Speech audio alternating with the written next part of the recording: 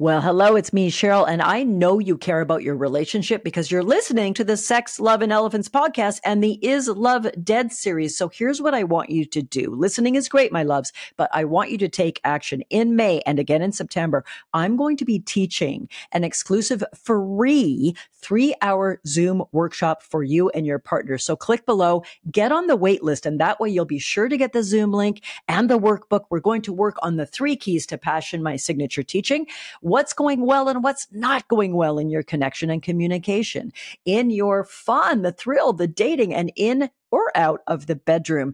Make sure you join the waitlist. And if you want to rate yourself right now on how you're doing on those 3 key areas of relationship, take my passion quiz. It takes under 10 minutes and it will show you where you're strong, where you're weak, and what you should start doing about it. Can't wait to work with you. I'll see you soon. Breaking news. Is long-term love dead? Divorce, affairs, boredom, and no passion. Couples are losing hope.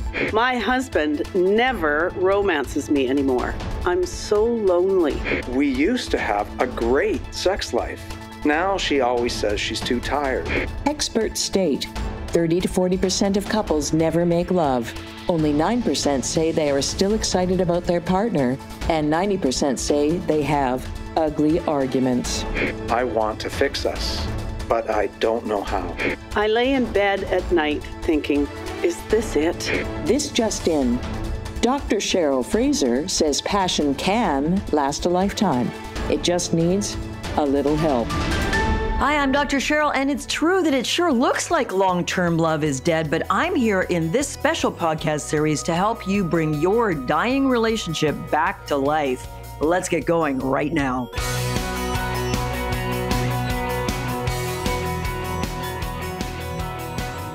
Dr. Cheryl, I love my sweetie, but I have no sexual desire. How the heck can I reclaim my turn on? Welcome. Here we are. Right now, we're in the middle of the series on Is Long-Term Love Dead? And right now, for these several episodes, we're talking about Is Long-Term Sex Dead? If you did not hear the episode from 2 weeks ago, you might want to listen to it before you listen to this one or whatever you like, because this one carries on from that one. So briefly, here's a quick review of what I taught the last episode. Number 1, 30-40% of you are not making love at all. Number 2, our sexual responsivity tends to change quite a lot through our lifespan. And even if you have a really happy, healthy, joyful sexual turn on, you're easily aroused, you've loved sex your whole life, chances are it's going to change after the birth of your first child, as you age, post-menopause, or work stress or other reasons.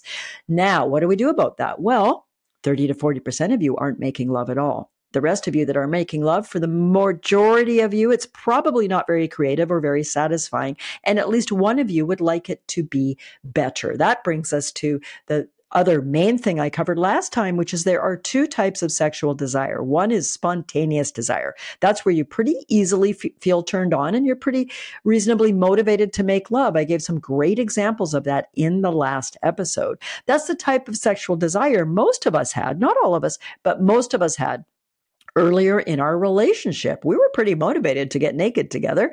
And in our own unique ways, it may have been different from our partner. We were fairly open and happy to have sex or make love. That tends to change for one or both people over the course of a longer term relationship.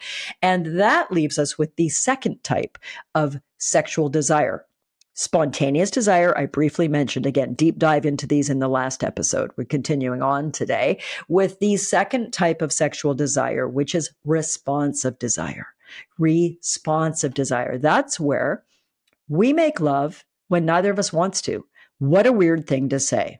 Let me caveat this. Of course, I don't mean sexual coercion. I don't mean making yourself be sexual with a dominant partner when you really don't want to. That is very different. That is abuse. That is not okay. Reach out and get some support. Reach out to a crisis line. Make sure you get the support and objective feedback you need. I'm talking about people who love each other. We may not feel very much in love anymore, but we're not really looking to leave or divorce or actively looking to have an affair. But our sex life is non-existent or lousy. We need to develop, and that's what today's mainly about, we need to develop the second type of sexual desire, which is responsive desire. responsive desire. And I started to talk about that last time. That is where we become sexually engaged. We become naked together. We start to do some sensual or erotic play, whether that leads to intercourse or not, whether it leads to orgasms or not. It's a sensual encounter. I'll say a bit more about that in a moment. Because we decide it's important. So, in other words, we get into bed or the shower or whatever because we decide it's been a while. Neither of us are actually turned on. That is an unusual idea to most of us. I wish it wasn't. One of my champion things is to help the world understand this better, as many of my great colleagues do as well, but it's just not generally known. That low or no sexual desire is typical. It's very normal. Having no sex, typical, very normal. We're just not talking about it. So you feel like you're uniquely broken.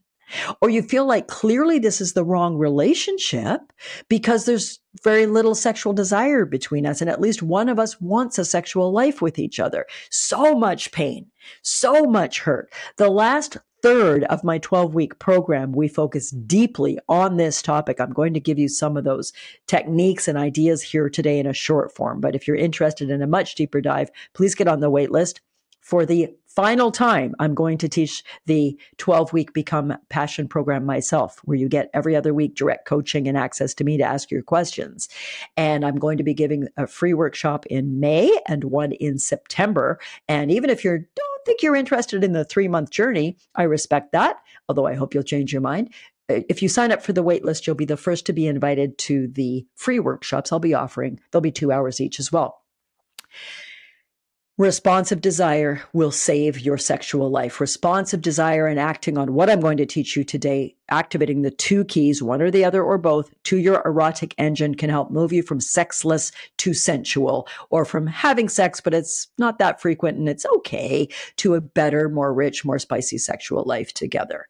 So, mainly what I want to focus on today is teaching you what I call the 2 keys to your erotic engine. But before we get there, I just mentioned I would say more about a sensual encounter. Now, the way I language this in my program and in all the work I do for you here on the podcast or my videos, by the way, if you don't get my free videos every other week, you should go sign up for them. Go to my website and sign up for Love Bites. Every Tuesday, you'll get either a link to one of these podcast episodes and some bonus material, or you'll get a link to a 5-minute video that I do on any aspect of what I talk about here. They're really fun. They're really great. And that will also be terrific to help you accentuate your relationship. So please head on over and sign up for Love Bites so you get those videos. And I always speak from my model, which is the 3 keys to passion. The 3 aspects of having a great, loving, fun, and erotic relationship. The first one we talked a bunch about in the first few episodes in this Is Long-Term Love Dead series, also with my friend Bruce a few episodes ago, which is what I call intimacy. But I mean here like emotional, psychological communication intimacy. I mean having deep, meaningful conversations so you know each other's inner world. I mean good conflict management.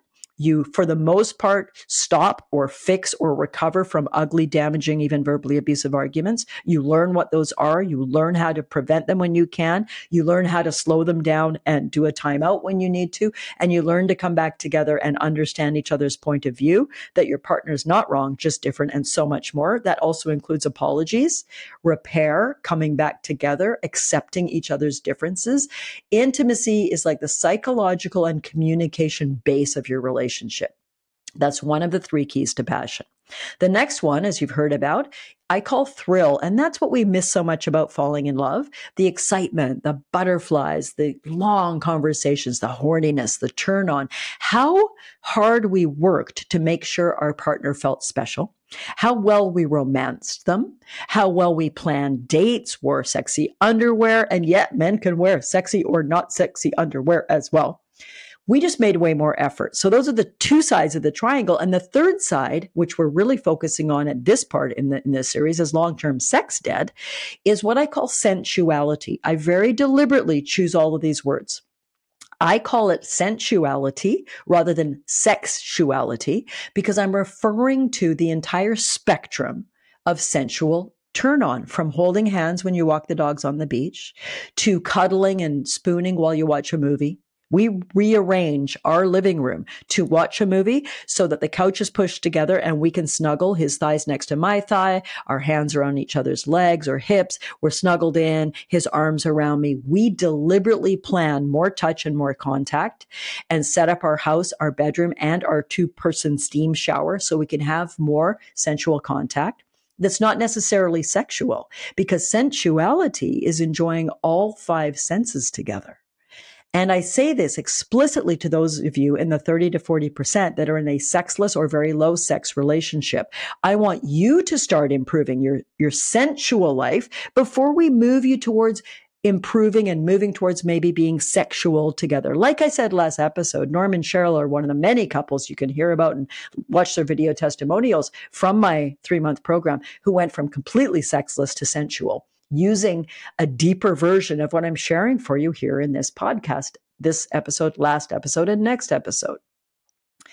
So your sensual life is what we're focusing on. And I would love to move you from maybe very little contact to hugging more, to snuggling more, to maybe having a bath or a shower together, and moving towards touching each other's nipples or clitorises or penises or vulvas becomes something that you are doing again and moving towards more sexual contact. And to relate this to everything you've learned so far, when you have little or no responsive desire, there's little or no motivation to work on your sensuality because neither of you feels turned on anyway. Sometimes we get to where neither of us could really care less. Hubby and I could go 2 months in the last few years without feeling turned on. So many other parts of our marriage, our relationships, extraordinary. And we were formerly hottie together, as you heard about in the last episode. And we had to go, wait a second, how about we do what Dr. Cheryl teaches and we start scheduling sex? That's what we're going to talk about today as well. But the link, okay? The link between the teachings I've given you last time and summarized briefly here on spontaneous desire, bye-bye, not in the building much, and responsive desire, where we create conditions, we make choices, we do things to lead to a satisfying sexual encounter, is what I call the 2 keys to your erotic engine. Here we go. I have a few quirks and hobbies like we all do. And one of mine is I love small 2-seater sports cars. When I was 17, I worked as a waitress in a place that the tips were really, really good. It was like a fancy dining room on the ocean. I made $3 an hour minimum wage. So for an evening shift, I'd make like $18 in wage, but I'd come out with $100 in tips, cash. So I saved my tips. And after 6 or 9 months of working at this fancy restaurant, I bought myself, I think it was for $1,700, a tiny, bright orange MG midget car. I freaking loved my tiny little, speedy little, great little 2-seater convertible. I had it for 8 or 9 years. Then I had a more practical car for a while. And then in my late 30s, I got my first used Miata, the lovely Miata Zoom Zoom car. Bright cherry red, the first version with the pop-up headlights. Loved that car, had that for about 10 years. It met a bitter end on black ice. I almost met a bitter end in that car accident too, but luckily I and the dog survived mostly unscathed. The Miata, not so much, crumpled. Then, about 5 years ago, a friend of a friend was selling an old Miata, and my brother heard about it, and he said, oh, guess what? John Easton is selling his wife's Miata. She doesn't like driving a standard. Boom, I now have my 3rd little Miata car. There's a point to this. I'm teaching you right now how to turn on the keys to your erotic engine. So what this means is you're not at all turned on. You'd much rather go watch Netflix or do anything other than have sex with your partner right now. Not in an aversion way, not like, oh, God, no, I don't want to do that. I'm not talking about that, but just like, I have zero interest in that, babe. Zero. I'd way rather watch a movie with you. That is because you are lacking, as almost all of our bodies are, in spontaneous desire in your longer term relationship. So what can you do instead? You need to create the circumstances for responsive desire. And I'm now teaching you in a moment 2 keys to turn on your own erotic engine. What does this have to do with sports cars? A lot. Right now, I'm recording this in my office. And if I went out of my office, my little Miata sports car is currently in the garage and it's cold. I actually haven't driven it in about 3 or 4 weeks because we've got a more robust car for winter times. And so it's sitting there. Now, is the engine of my Miata turned on? No, of course not. It's really cold. In fact, it's got a trickle charger on it, so the battery doesn't die. There's a good analogy for your sex drive. So if I want to warm up my car, if I want to turn on my Miata's erotic engine, what do I need to do? Literally, what do I need to do? Well, I need to get the key. I need to go to the car, get into the car, and I need to use the key to turn on the erotic engine, right? Right. Use that analogy now as I talk about how you can turn on your erotic engine. This is how. There are 2 keys to your erotic engine. Write that down. 2 keys to your erotic engine. The first one I call the mind of desire key. The mind of desire key. And the second one I call the body of arousal key. The body of arousal key. So we've got a mind key and a body key. We've got a desire key in your head, and we've got an arousal in your body. So what are you going to do? You're going to metaphorically go to the erotic key chamber, and you're going to pull out one or both of your erotic engine keys. One of them is to turn on your mind. I'm going to talk about that in a second. The other one's to turn on your body. I'm going to talk about that in a few more seconds after that. And you deliberately, you're cold. You're a sports car in the winter sitting in the garage with 0 turn on. But you have listened to this podcast. You've talked to your sweetheart. You've asked them to listen to these episodes. And the 2 of you have said, our sex life sucks. It's non-existent, or it's lazy or infrequent. At least one of us really would love more. The other one's not even sure. Hang on to that thought.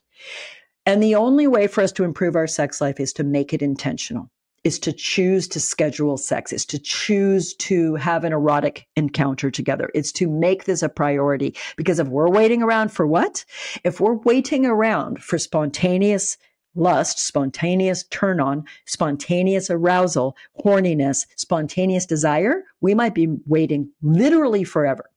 So what we're each going to do in our own way is start going to our mental key box and getting the desire key and the arousal key out. Very practically, how would that work? So let's say you take on this challenge and you and your partner choose a time. For us, it's often Sunday morning, where you say, no matter what's happening in our life, we're blocking off Sunday morning, and that's going to be our sensual date time. That's going to be our erotic date time. That's going to be when we choose in our own way, wherever you're at. If you haven't made love in years, you may want to start slow and just snuggle with your PJs on, and then eventually get to where you can snuggle partly naked or fully naked and so on. I teach that in the program, how to move from sexless to sexual, for those of you that are there. But for now, you're going to schedule a once a week or more sensual date. So let's say yours is on Sunday at 10 a.m. That's a good time. No kids are around, no work. You can relax. You can focus on each other. Well, at 9:30, you're probably thinking, honest to goodness, you know this, I don't want to get naked in half an hour. I feel no turn on at all. Oh, it's awkward. What if my dick doesn't work? What if I don't orgasm? What if my vagina hurts? If we penetrate, if we're older, these are all other issues we can talk about on other podcasts. Please, if you have any questions, send them to hello@drcherylfraser.com, and I'll answer some of your questions in this series as we go along on Is Long-Term Love Dead? Is Long-Term Sex Dead? So back to how to turn on your own erotic engine, your own erotic engine. Your partner's got their own sports car. That's their deal for now. Your challenge, your exploration is to work with turning on your own erotic engine. The mind of desire key is one key. What does that mean? Well, you can use your own mind, your own fantasy, your own imagination, your own mental choices to place yourself in what's the word I'm looking for? In a position, in a circumstance, in a way you are, where you're willing to move into without any desire, maybe yet, but you can use your mind to get you to where you join your partner in a stated, planned sensual encounter. For example, you could use your mind. This is responsive desire, by the way. You're using your mind to bring up reasons why you would respond by choosing to become sensual together. You can use your mind in a very simple way to say, sexuality is pretty important. We've really neglected it. We used to enjoy it more. There's a lot of barriers in the way right now, laziness and worry. It is important enough to me and to my sweetheart and our relationship that I'm going to use my mind to decide I'm going to have a shower with you now and lay in bed and bring out a sex toy and move into a sensual or sexual encounter. That's one aspect of responsive desire in the mind of desire key. Key number one, use your mind. The other, kind of at the other end of that spectrum, there's many ways to use your mind to decide to enter into an erotic or sensual encounter when you don't feel any turn on yet. You can use your mind to bring up sexual erotic fantasy or sexual thoughts or things that if you maybe have a bath on your own or a hot shower on your own and kind of relax and start thinking about sexy things about your partner or a great erotic encounter you had with them or a favorite sexual fantasy, you can use your mind to create desire and interest in being sexual together. So that's a very brief explanation of a more complex topic that we spend several weeks on in the program together, really taking a deep dive, helping you figure out what your mental desire keys are, how to make a list of them, how to share them with your partner in a conversation, how to know what kind of our bag of desire keys we have between the two of us. But you would use your mind to get yourself to, fast forward, naked and together in bed. That's one key, the mind key, the desire key. Up in the mind. The other key, the second key, they're both great. You can use one or the other in any order or both at a similar time. But if you use at least one of those keys to the sports car, put it in and turn it, you will begin to get a cold engine warming up. You might need to idle for a while. You might need to tend to that engine. Mine has a trickle charger on it. The trickle charger might be the kindness you show each other through the days. The little bit of fun flirtation, going out on a fun date to see a great concert and go for drinks after. These are all trickle chargers for the cold erotic engine, just like there's a trickle charger on my Miata engine right now in the winter. Okay. The second key to your erotic engine, this is unique Dr. Cheryl teaching. Some of these concepts are taught beautifully by other people. The language I use, the mind of desire and the body of arousal, is the way I choose to teach it. And I hope that those phrases resonate and are helpful for you to kind of help differentiate these two ways to do what? To turn on your erotic engine. The second way is to utilize the body of arousal key. Right? The second key to your erotic engine is the body of arousal key. What the hell does that mean, Cheryl? What it means is literally do things to get your body warmed up and turned on. So you could have a shower on your own or with your partner. But for now, if you're working to turn on your mind or your body, right now we're talking about how can I turn on my body when I feel no sexual turn on at all? No horniness, no friskiness, nothing, just flat zone. You could choose to play with yourself. That's a direct way. You could play with your penis or your vulva or your clitoris and get to where the body starts to wake up from its deep, dark slumber in the winter in the garage and say, oh, that actually feels pretty nice. I actually feel kind of like a little bit of turn on, a little bit of sexy, a little bit of horny. You could go have a shower alone or with your partner and play with yourself in the shower, caress your own nipples, male or female, LGBTQ. You could grab a vibrator. You could grab some lube because slippery feels really nice. So if you're a penis-bodied person and you're not at all turned on at all and your penis is very flaccid, get a little bit of beautiful high-quality lube and put that on your penis and ask your partner to play with your penis or play with it yourself. And that soft, lovely, silky texture on your penis can be enough to start to get the penis to wake up a little bit, to start to move between stone cold engine to warming up engine. You can do as simple as, and sometimes direct is awesome. Hey, babe, we've got a scheduled sensual date. Neither of us is turned on. Would you mind going down on me? So you ask your guy, if you're heterosexual, can you lick my clit? Can you go down on me? Can you turn me on with your mouth? Can you bring some arousal on? Can you do me the beautiful and loving favor of helping turn on my body of arousal key to my engine? And I'm going to play with your penis at the same time when your mouth is on me. Or let's 69. And this is from a point of zero turn on. You're not turned on. You're not sexually motivated, but like, hey, babe, it's Sunday. Let's turn on our erotic engines. And you could 69 and lick each other and get the body turned on that way. So you can do it slowly and subtly.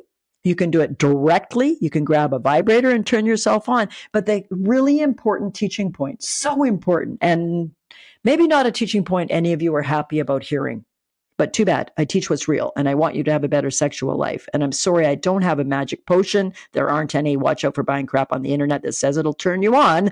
Rub this on your clitoris and you'll have better arousal. If it was true, I would promote said product for you so that you knew where to go to get something. What works is working with the mind of desire and the body of arousal, whatever your body and gender and sexual identity is, to turn yourself on so you can bring more of that energy to the bedroom.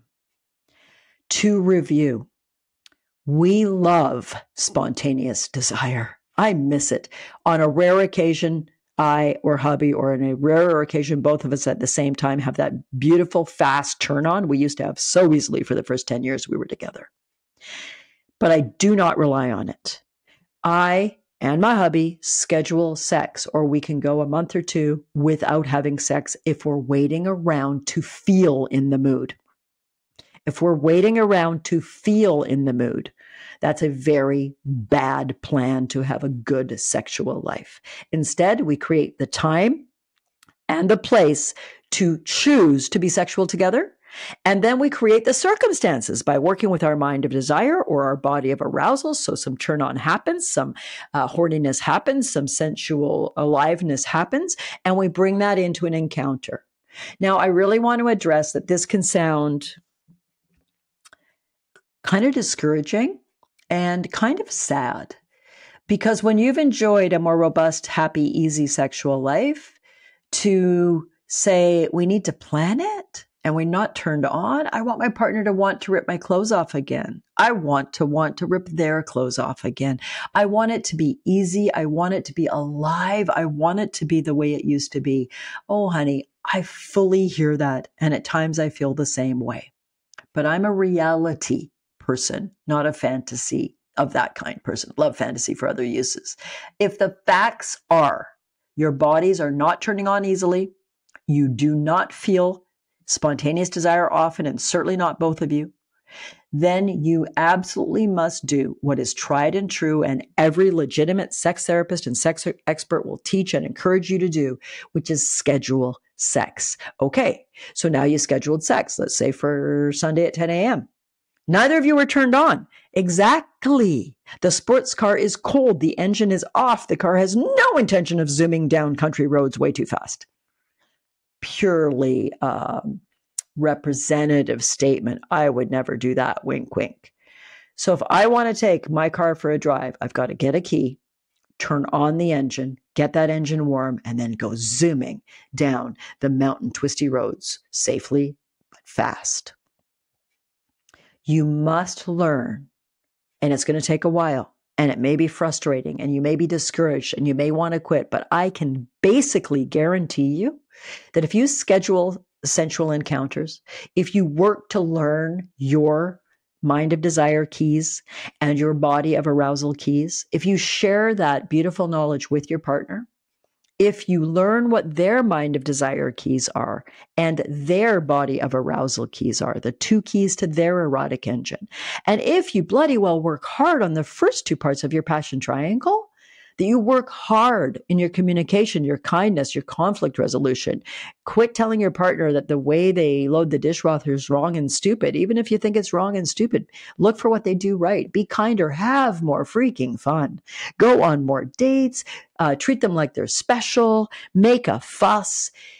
These things help when you work on the sensuality side of the passion triangle to bring more kindness and fun and connection to that cold bed, and to then work to turn on your erotic engine so you can have a fun, exploratory, delightful, sensual encounter that's right for you. Again, if you haven't had sex, oral sex, anal sex, vaginal sex, but that led to an orgasm for one or both persons for years or decades, doesn't mean you should start there. A few of you might want to. That's beautiful. Great. For a lot of people, there's too many barriers in the way, too much baggage, too much hurt feelings, too much history. So start with a sensual encounter. Move toward having a sexy shower together. Wear your bathing suits if you need to. And I'm not being at all facetious, and say, well, we're not going to touch our more typical erotic zones of genitals and nipples and breasts, but we're going to caress our tummies and our backs. We're going to soap each other. We're going to feel that connection of skin on skin that calms the parasympathetic nervous system. that helps us feel more connected, that can release oxytocin, because we're choosing to make our sexual life a priority. We're choosing, now that we understand why we're not turned on and that we're normal and it's typical and we're not uniquely broken, we're not bloody willing to give up on sensuality. We're not bloody willing to give up on having a satisfying, fun, erotic life. I don't care how often, but I care that you're doing this. Once a week is a great amount of frequency to choose to schedule a sensual date. If you do once a month or twice a month, I'm proud as hell of you. And I've given you some ways to think about now how to turn on the 2 keys to your erotic engine.